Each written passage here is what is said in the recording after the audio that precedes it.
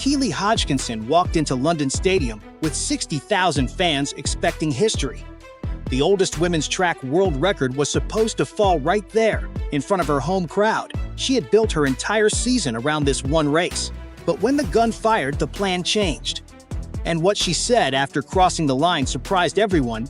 To understand what happened in London, you need to understand the number that has haunted this sport for 43 years. 1 minute, 53.28 seconds. That is the women's 800-meter world record. Jarmila Kratochvilova of Czechoslovakia. The record is older than Keely Hodgkinson herself. It is older than most of the athletes who chase it. It is the longest-standing individual track world record in athletics. Runner after runner has come close. Olympic champions, world champions. The fastest women of every generation have taken their shot. None have touched it. Some experts even said it might never be broken. And at the start of 2026, Hodgkinson decided she would be the one to finally prove them wrong. She said openly that she believed the record was possible and that she was excited to try. That belief would be tested in ways she never expected. For a while, everything pointed her way. Hodgkinson came into 2026 off the healthiest winter of training she had enjoyed in years. In February, she stepped onto the track in Leuven, France, and destroyed the indoor 800-meter world record. Her time was 1:54.87. She took almost a full second off a mark that had stood for 24 years. She collapsed at the finish line, gasping, then smiled and said it was fun. That run sent a message to the whole sport. The Olympic champion was back, she was fit, and she was faster than ever. The plan was simple: build through the outdoor season, race in Stockholm, race in Eugene, then attack the world record in London on July 18, with a sold-out home crowd pushing her around every meter of the track. On paper, it was perfect. But track and field has a way of tearing up perfect plans. The first crack came on June 7 in Stockholm.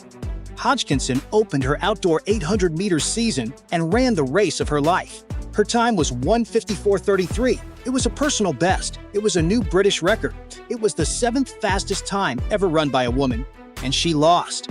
A 22-year-old from Switzerland named Audrey Werro blew past everyone and stopped the clock at 1:53.98. Read that time again. Werro became the first woman to break the 1:54 barrier since the world record was set in 1983. Nearly 43 years of waiting, and suddenly a new name was closer to Kratochvilova than anyone alive.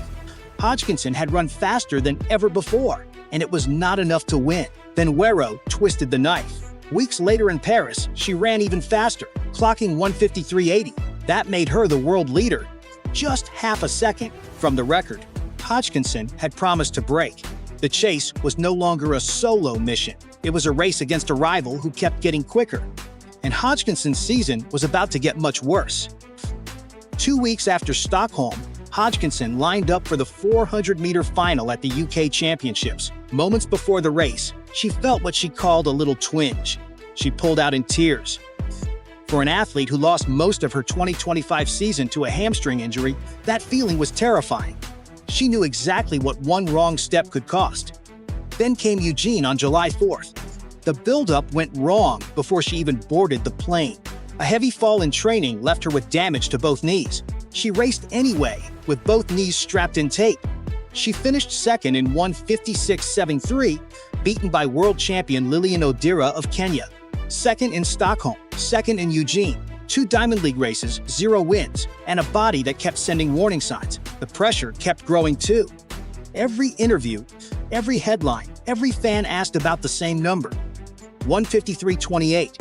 The record attempt in London had been promoted for months. Backing out was not an option. This was the athlete arriving in London for the biggest world record attempt of her life. So the question became simple. Would she risk everything for the time, or would she change the plan? But the field around Hodgkinson was dangerous. Sigdu Guma of Ethiopia was there, the woman who took silver behind her at the Paris Olympics. And in the next lane stood a new threat: Femke Broeders-Bol of the Netherlands. You may know her as one of the greatest 400-meter hurdlers ever, a 2-time world champion in that event. In late 2025, she shocked the sport by leaving the hurdles behind to focus fully on the 800 meters. Just 9 months into the switch, she had already run 1:55.60. This was the first time she and Hodgkinson had ever raced each other over 2 laps.